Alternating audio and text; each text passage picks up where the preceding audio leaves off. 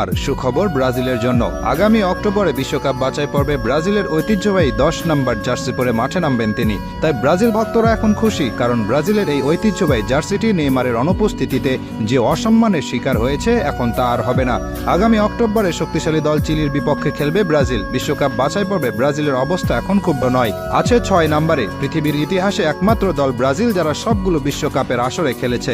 বাকি যত দল আছে, আর্জেন্টিনা, স্পেন, জার্মানি, যাদের কথাই বলুন না কেন, তারা সবাই একবার না একবার হলেও বাছাই পর্ব থেকে বাদ পড়ে মূল বিশ্বকাপ খেলার যোগ্যতা হারিয়েছিল। কিন্তু ব্রাজিলই একমাত্র দল যাদের কোনোদিন এমন কিছু দেখতে হয়নি। কিন্তু এবার শঙ্কা জেগেছে বিশ্বকাপ বাছাই পর্ব থেকে বাদ পড়ার।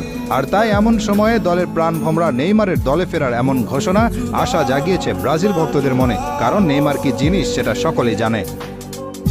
নেইমার এমন একজন খেলোয়াড় যিনি একাই পারেন একটা ম্যাচ জিতিয়ে নিয়ে আসতে। বর্তমানে ব্রাজিল দলে যারা আছেন তারা সবাই মিলে যত গোল